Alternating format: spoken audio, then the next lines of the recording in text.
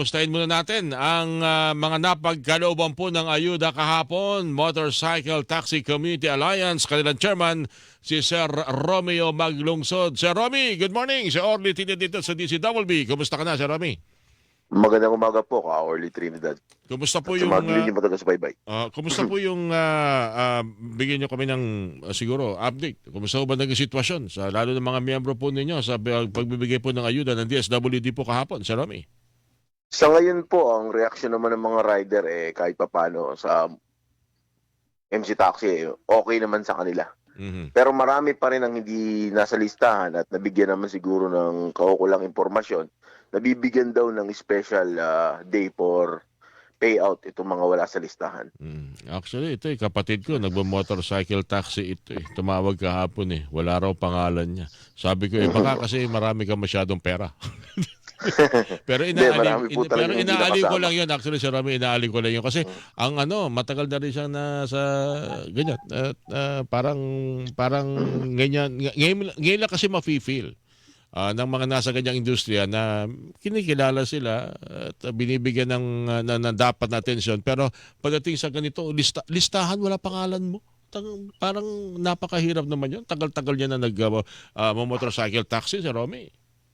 Yan nga po yung problema sa ano namin sa hanay namin Kung ako sana ang inutusan ng pamahalaan na ikalap yung mga ano na yan, nagawa ko siguro ng paraan. Pero dahil kinuha nila sa TNC, siguro may mga ipinasa, sila pa nagbabalidate niyan binabalidate pa ng LTFRB, babalidate pa ng DSWD. So, hindi first-hand ang information kaya normal na merong mawawala at merong hindi kasama na kasama. Pero ang nakapanghinaan kasi, Sir Romy, yung mga hindi nakasama, sabi ng DSWD, kinukuha lahat. At kung totoo naman na kayo ay miyembro ng motorcycle taxi community, kayo ay bibigyan ng ayuda. Walang problema doon. Ang nakakalungkot lang, yung binigyan mo na hindi pala miyembro ninyo. Nagsayang Yun ang tayo ng pera. masakit na katotohanan. May mga ganun na At hindi na pala meron pa parang bumabiyahe, doble-doble ang hindi na pala, pangalan. meron pa mga nadoble, meron pa nga, University of Makati pa, na nakalagay doon, nakita ko sa pating eskwelahan, may ayuda. Ano yun? Pero ano ibig sabihin nung? Bakit pati eskwelahan may ayuda? Ano yun? may nakita kami sa listahan, nakalagay, University of Bakit? Makati. Ano yun? Baka university, baka Union of Motorcycle. Nga, kakaiba nga, nagulat nga kami. Pero meron talagang yan ang problema talaga sa pag-aano ng ayuda Mhm. Hindi talaga siya perpekto. Pero sa ngayon naman, nagpapasalamat pa rin naman kami kahit papano. Nasama na ang hanay namin sa mabibigyan ng tulong mula sa gobyerno. Mhm. So At nagpapasalamat kami sa mga taxpayer na sa Pilipinas. salamat naman. First time namin narinig sa inyo yan na nabigyan ng ayuda mula sa mga taxpayer. Nakakatuwa naman. Yung iba kasi nabibigyan ng ayuda palagi. Pasalamat. Wala tayong Hindi, biro lang. Pinasasaya lang kita, Sir Romy, kasi alam ko marami ka natanggap na reklamo kahapon. Napakarami rin ba ganito mga complaint na alam naman natin, miyembro, wala yun. At papaano yung kasunduan ninyo ng DSWD para dun sa mga lehitimong motorcycle taxi member ninyo, MC Taxi, para mabigyan din po ng ayuda? Wala kaming direktang nakausap sa DSWD pero pinangahawaan ko lang laging sinabi ni Secretary Giovanni Banoy Lopez na lahat mabibigyan. Kung hindi nasama sa listahan, ibigay lang ang mga requirements para maisama sa listahan sa second tranche o kung kailan lang ibibigay yung special payout, may isama na. Sabi nila, open naman daw ang budget, maibibigay naman daw, bukas naman daw. So lahat mabibigyan. So yun na lang inaasahan namin. At nagpapasalamat naman kami at kahit papano, talagang gusto naman tulungan ng gobyerno yung mga kagaya namin na ipit sa ganitong sitwasyon. Pero tulad nga yung nababanggit, mukhang meron tayong sistemang dapat na pag-aralan o tingnan para lihitimo itong pag sinabing ayuda sa mga miyembro ng MC Taxi, yung totoo yung listahan na nakikita. Hindi yung kung sino-sinong nilalagay ng mga, sabi mo nga kanina pag pinagbigyan mo kasi ng TNC, minsan kahit yung nagtatrabaho sa opisina, sinasama sa listahan May mga siguro pangyayaring gano'n, kaya dapat talaga, i-scrutinize yan. Mhm. Talagang tignan maigi kung ito bang tao na 'to, parte ng industriya na sinasabi nilang dapat tulungan o isa lang 'to sa mga nakakatanggap na ikinagagalit ng iba namang rider na, "O bakit ka nabigyan? Mhm. Hindi naman nabiyahehan." Yung may mga gano'ng issue, "O bakit ito, kapitbahay ko. Hindi naman talaga 'to ano, pero kasama sa listahan. Ako na matagal ng bumabiyahe, ako pa yung wala." Nangyari na kasi yan, nung mga panahon ng pandemya, Nagkakaasaran pa nga, eh. Nagkakapiko na pinapakita pa yung pera. Oo, Oh. bakit daw ako Pinapaypay biyahe pa. ako ng biyahe, Oo. sila hindi naman napabiyahe, sila nabigyan ng ano, ng ayuda. Ako hindi nga po talaga ako naniniwala sa ayuda kasi nung panahon ng pandemya, wala ako niyan, hindi ako nabigyan niyan. Yung Mhm. 2 beses na nagbigay ng 8,000, di ko naranasan yan. Kaya yung naranasan din ng ibang rider, alam ko Mhm. na meron talagang gano'n nangyayari. Mm. Okay, so May meron bang balita kung magpapatuloy pa o tapos na ito kahapon dahil mukhang maraming yun nga pinag-uusapan natin wala sa listahan at mukhang yung iba hindi pa na-check kung sila bibigyan o hindi.